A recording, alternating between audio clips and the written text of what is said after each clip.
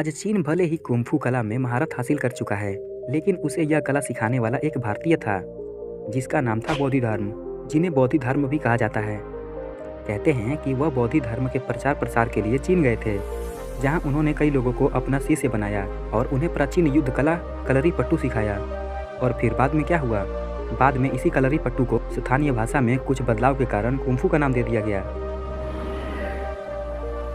आमतौर पर ऐसा माना जाता है और आप भी आज तक यही मानते होंगे कि जो नोट होते हैं वो कागज़ के बनते हैं, लेकिन आपको जान के हैरानी होगी कि नोट कागज़ के नहीं बल्कि कपास के बनते हैं। ऐसा इसलिए क्योंकि कपास कागज़ की तुलना में अधिक मजबूत होता है और वो जल्दी फटते नहीं। द स्नेक आइलैंड ब्राज़ील का एक द्वीप जिसका नाम द स्नेक आइलैंड है। इस द्वीप पे इतने ज़्यादा सांप पाए जाते हैं कि यह द्वीप अब द स्नेक आइलैंड के नाम से भी प्रसिद्ध हो गया है। यहाँ आपको हर एक वर्ग किलोमीटर पे 5 सांप दिखाई देंगे। इतना खतरनाक इलाका होने की वजह से इस द्वीप पर आम आदमी का जाना मना ही है। कुछ चंद खोजकर्ताएं और रिसर्चकर्ताएं यहाँ पे जाते हैं। विश्व का सबसे जहरीले सांपों का बसेरा यही है। आपको तो पता ही होगा कि नर्मदा नदी उल्टा बहती है, पर ज़्यादा टाइम खराब ना करते हुए वैज्ञानिकों की माने तो नर्मदा नदी के उल्टा बहने का कारण केवल रिफ्ट वैली है, जिसका मतलब है कि नदी ढलान के विपरीत दिशा में बहती है और जिस तरफ नदी की ढलान होती है उसी दिशा में नदी प्रवाह होती है। इसी कारण यह नर्मदा नदी उल्टा बहती है। पर नर्मदा नदी के बारे में धार्मिक मान्यता के हिसाब से अगर देखा जाए तो दरअसल पौराणिक कथा के अनुसार नर्मदा और सोनभद्र की शादी होने वाली थी, लेकिन नर्मदा को पता चला कि भद्र की उसकी दासी पसंद आ गई है। यह जानकर नर्मदा मंडप छोड़ के उल्टी दिशा में चली गई और उन्होंने कुंवारी रहने का फैसला किया। इसलिए नर्मदा नदी को कुंवारी नदी भी कहा जाता है और इसी वजह से वो उल्टा दिशा में बहती है। कोणार्क का सूर्य मंदिर उड़ीसा राज्य के पुरी शहर से लगभग 23 मील दूरी नीले जल से लैम्ब्रे चंद्रभागा नदी के तट पर स्थित है। यह मंदिर पूरी तरह से सूर्य देवता को समर्पित है, इसलिए इस मंदिर की संरचना सूर्य से जुड़ाव के तहत की गई है।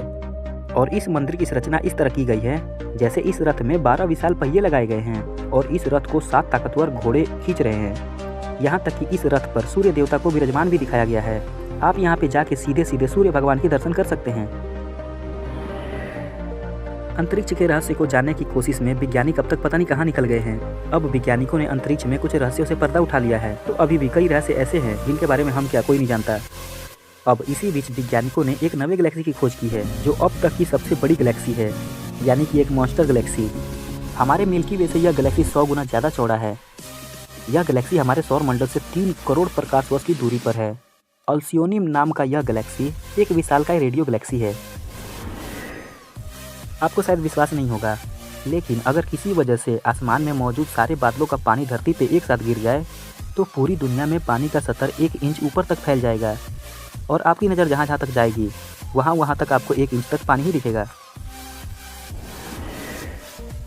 हर साल 18 अगस्त के दिन अंतर्राष्ट्रीय बिल्ली दिवस मनाया जाता है और इंसानों द्वारा कोशिश की जाती है कि बिल्लियों को सुरक्षित और देखभाल को लेकर ज़्यादा से ज़्यादा लोग ध्यान दें, इस पे जागरूक हो कि बिल्लियों को कैसे पालें, इनका रखरखाव कैसे रखें।